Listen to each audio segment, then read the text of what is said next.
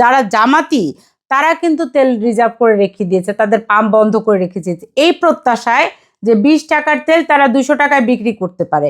Monitor করুন, monitor করে জনগণকে বাঁচান। তেলের সংকট সারা বিশ্বব্যাপী এবং এই যে আমেরিকা, ইসরায়েল, ইরান যুদ্ধের যে প্রভাব, তেলের সংকটের প্রভাব বাংলাদেশেও পড়েছে।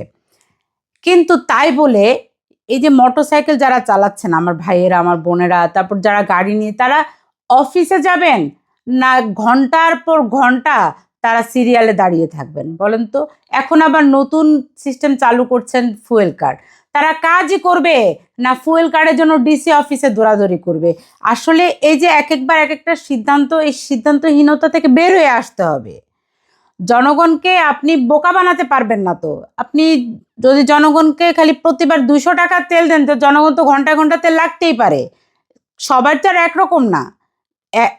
20 কিলোমিটার গেলেও তো তাদের তেল লাগে 200। এক একটা লোক এমন আছে যে ঢাকার বাইরে থেকে আসে, তাদের একদিনেই তো 400 টাকার তেল লাগে। তাহলে কতবার কাজই করবে না, তেলের জন্য সিরিয়াল দাঁড়িয়ে থাকবে। আর বিগত হাসিনার আমলে তো আমরা তেল রিজার্ভ দেখেছিলাম। পৃথিবীব্যাপী তো সংকট হতেই পারে, রিজার্ভ তো রাখতে হবে, তাই না? তাই আমি বিএনপি সরকারের প্রতি আহ্বান জানাবো, জনগণকে সংকটের হাত থেকে মুক্তি দিন।